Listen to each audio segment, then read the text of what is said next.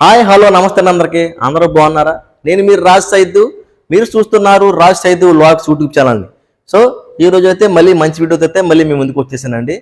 అసలు ఈ వీడియోలో ఏం తెలియజేయబోతున్నానంటే, లాస్ట్ టైం మీకు మన ఛానల్లో 33/11 KB సబ్ టెస్ట్ నుండి మన ఇంటికి పవర్ ఎలా వస్తుందనైతే ఒక వీడియో చేశానండి. ఆ వీడియో అందరూ చూశారు, చాలా బాగా వచ్చింది దాని గురించి. సో అదంతా కూడా అవుట్డోర్ సబ్ స్టేషన్. ప్రజెంట్ అయితే మనం కొత్త కట్టిన ఇండోర్ సబ్ స్టేషన్ అయితే వచ్చేసామండి. ఇండోర్ సబ్ స్టేషన్ అంటే మొత్తం బ్రేకర్స్ అన్ని కూడా ఇండోర్లో ఒక గదిలో ఉంటాయి, పీటీఆర్ మాత్రం బయట ఉంటుంది. మొత్తం లాస్ట్ టైం చూసింది అయితే పీటీఆర్ బ్రేకర్స్ అన్ని కూడా బయటే ఉంటాయి. ఈ ఇండోర్ సబ్ స్టేషన్ ఏంటంటే మొత్తం బ్రేకర్స్ అన్ని ఒక గదిలో ఉంటాయి. దీని అంతా కూడా అండర్ గ్రౌండ్ కేబుల్ ద్వారా వర్క్ అవుతుంది. అప్డేట్ వెర్షన్ తో అయితే ఈ సబ్ స్టేషన్ రన్ అవుతుంది. ఈ సబ్ స్టేషన్ లో ఏమేమి ఎక్విప్మెంట్స్ ఉంటాయి, ఈ సబ్ స్టేషన్ ఎలా వర్క్ అవుతుంది అనేది మీకు పూర్తిగా ఈ వీడియోలో తెలియజేయబోతున్నాను. సో ఈ వీడియోని అయితే మీరు స్కిప్ చేయకుండా చివరకు చూడండి. అలాగే ఈ వీడియో కొత్తగా సబ్ స్టేషన్లోకి షిఫ్ట్ ఆపరేటర్గా రావాలనుకుంటున్న కోసం, అలాగే డిప్లొమాలో త్రిబుల్ చేసి ట్రైనింగ్ పర్పస్ కోసం అయితే ఈ వీడియో అయితే బాగా ఉపయోగపడుతుందని అయితే నేను ఈ వీడియో చేయడం జరిగింది. అలాగే మీరు కూడా సరదాగా చూడండి, మీకు కూడా కొత్తగా వచ్చిన సబ్ స్టేషన్ ఏంటో మీకు తెలుస్తుంది కదా. సో ఈ వీడియోని అయితే స్కిప్ చేయకుండా చివరకు చూడండి. అలాగే నా ఛానల్ని మొదటిసారి చూసినట్లయితే కనుక నా ఛానల్ని సబ్స్క్రైబ్ చేసుకుని పక్కనే ఉన్న బెల్ సింబల్ క్లిక్ చేసి నోటిఫికేషన్ ఆల్ మీద క్లిక్ చేయండి. సో లేట్ చేయకుండా వీడియోకి వెళ్ళిపోతాం రండి. అయితే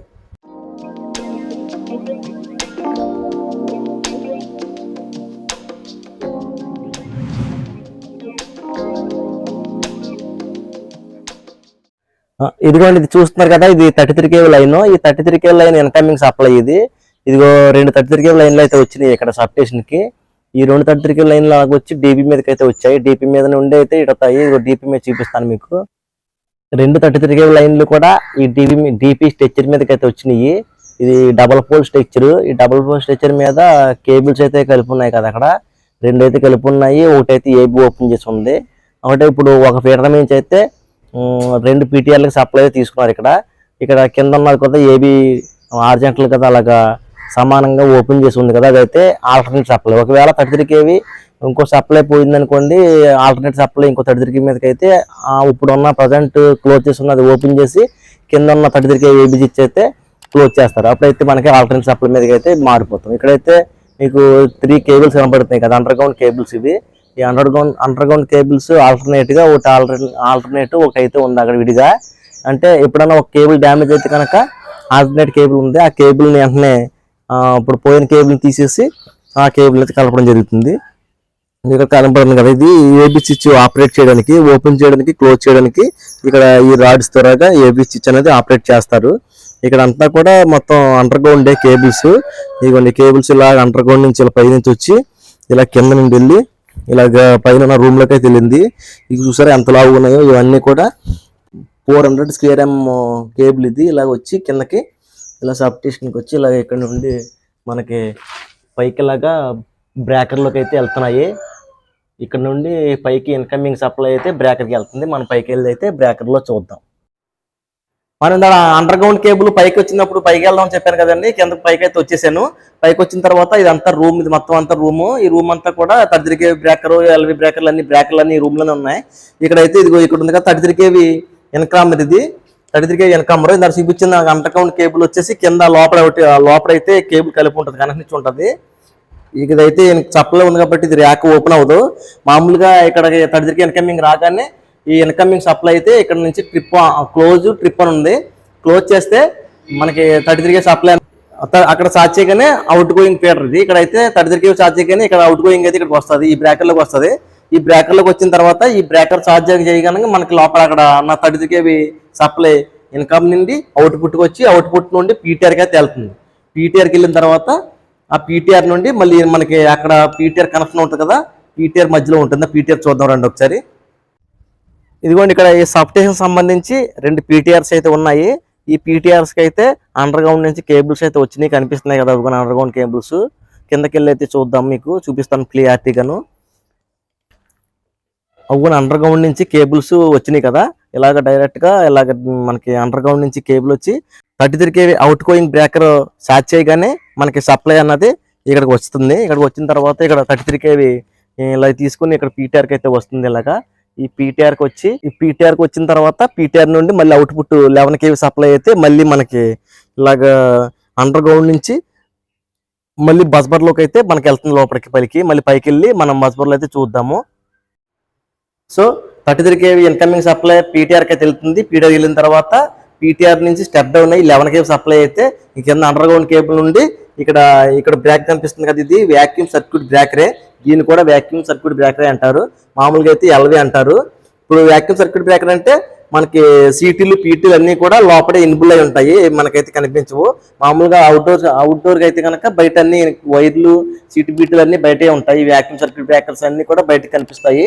దీంట్లో అయితే ఇన్బుల్ అయి ఉంటాయి లోపల. ఇప్పుడైతే ఇది మనకి ర్యాక్ ఓపెన్ అయితే లేదు, ఓపెన్ అవుతుంది. ఇది సప్లైలో ఉంది, ఓపెన్ అవుతూ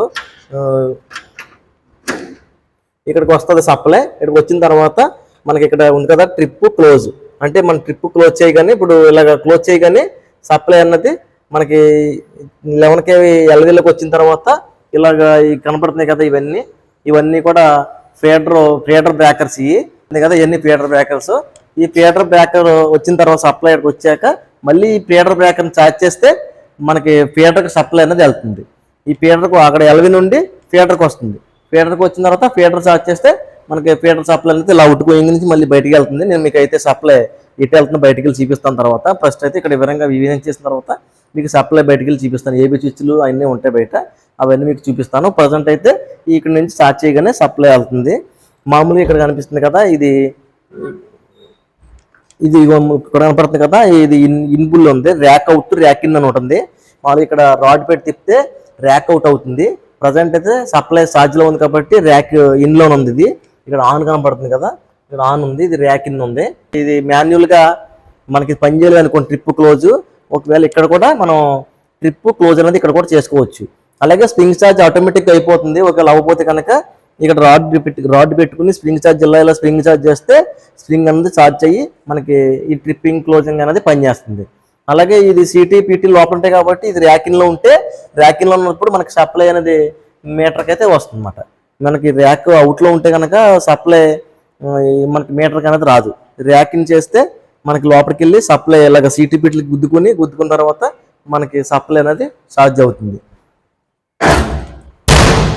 అలా ఇక్కడ చూడండి, ఇది ఎంటీగా ఉంది, ఇది ర్యాక్ అవుట్ చేస్తుంది, ఇది బయటకు ఉంది. ఇది ర్యాక్ అవుట్ అంటే సప్లై లేదనమాట. ఇది బయటికి సప్లై ర్యాక్ అవుట్ చేశారు అంటే మనకి అటు పక్కనేమో ఇన్కమింగ్ సప్లై ఉంటుంది, ఇదేమో ర్యాక్ అవుట్.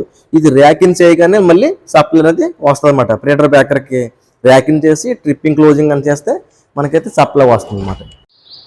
ఈ విసిబుల్ అన్నీ కూడా మొత్తం అప్డేటెడ్ వెర్షన్ మొత్తం కూడా ఇదంతా కూడా బయటకి ఏం కనిపించదు, ఓన్లీ ట్రిప్పింగ్ క్లోజింగ్ మాత్రమే కనిపిస్తుంది. ఒకవేళ ఇవేమన్నా మనకి ప్రాబ్లం వస్తే కనుక మనకి ఇక్కడ ప్రొడక్షన్ స్టాఫ్ అని ఉంటారు. ప్రొడక్షన్ స్టాఫ్ని కన్సల్ట్ చేస్తే మనకి వచ్చి దీన్ని రిపేర్ అనేది చేసి వెళ్తారు. ర్యాక్ అవుట్ చేసి లోపల ఏం పోయిందో చూసి అవైతే చేసి వెళ్తారు. ఇలాగా ప్రతి ఒక్క ఫీడర్కి కూడా మనకి లోపల ర్యాక్ ఇన్ ర్యాక్ అవుట్ అయితే అవుతుంది. ఇక్కడ కనపడుతుంది కదా, ఇది ఇక్కడ ఫాల్ట్ మనకి ఫీడర్ ట్రిప్ అయినప్పుడు మనకి ఇక్కడ ఫాల్ట్ కరెంట్ ఎంత వచ్చిందో తెలుస్తుంది.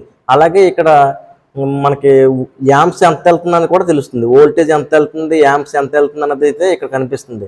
ఇక్కడ మనకి ఒకవేళ ఫీడర్ ట్రిప్ అవగానే మనకి ఎంత యాంప్స్ అయితే ఫాల్ట్ కరెంట్ వచ్చిందో కూడా ఇక్కడ డిస్ప్లే కనబడిపోతుంది. మనకు కనబడిపోయి ఇక్కడ ఫాల్ట్ ఏం వచ్చిందన్నది తెలుస్తుంది. ఇక్కడ చూస్తున్నారు కదా, ప్రతి బ్రేకర్కి కూడా మీటర్లు ఉన్నాయి. ఇవన్నీ మీటర్లు, ప్రతి బ్రేకర్కి మీటర్లు అయితే ఉన్నాయి.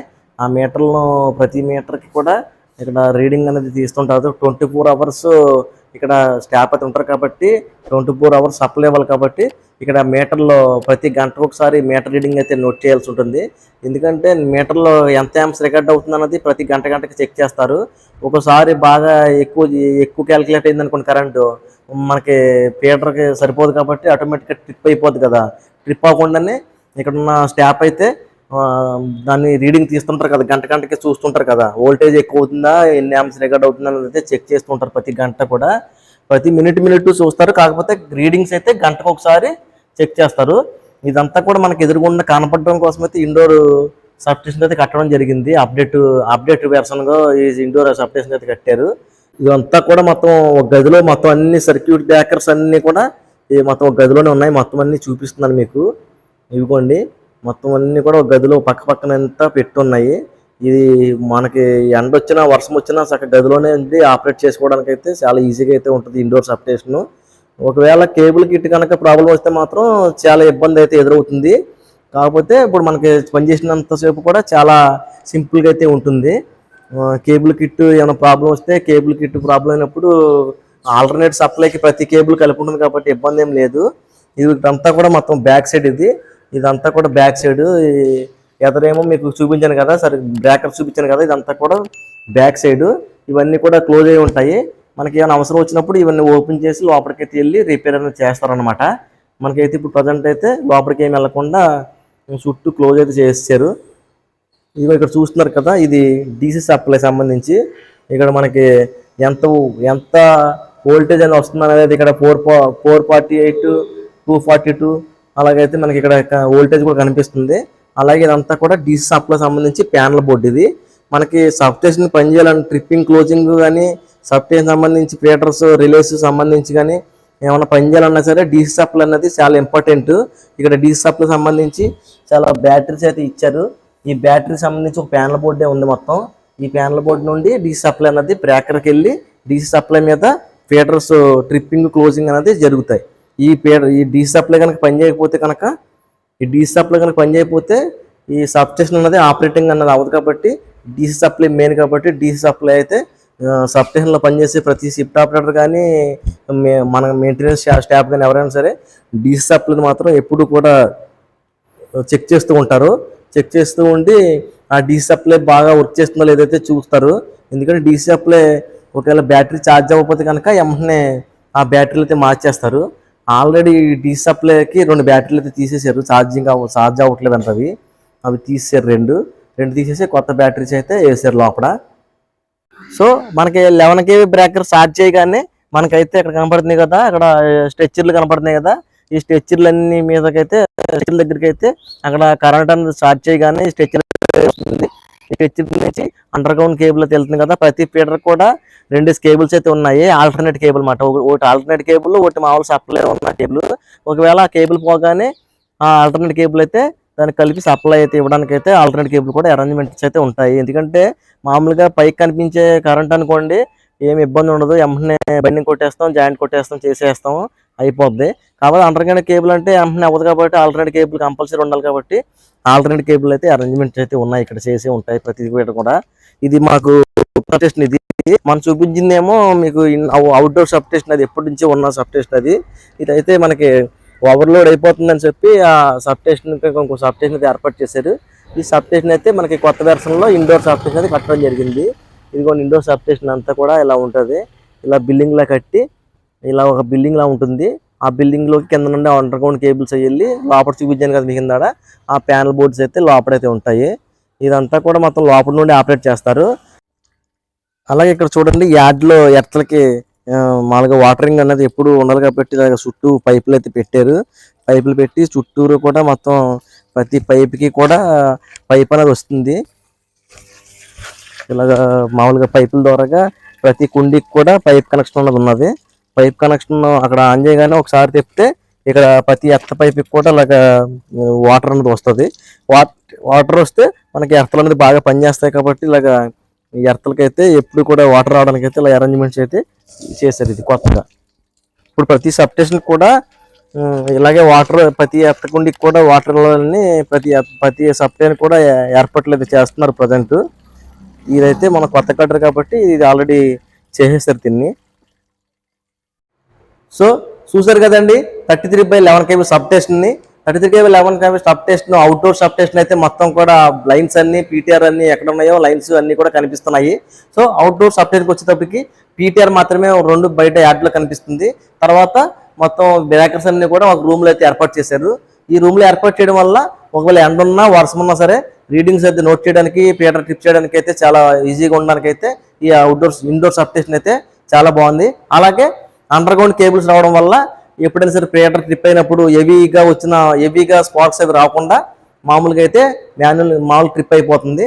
అదే అవుట్డోర్ సబ్స్టేషన్ అయితే పీటర్ ట్రిప్ అవగానే హెవీగా మొత్తం స్పార్క్స్ అయితే వస్తుంటాయి. ఈ సబ్స్టేషన్కి అయితే అలా స్పార్క్స్ అనేది రాకుండా చాలా అప్డేటెడ్ వెర్షన్స్ అయితే కట్టడం జరిగింది.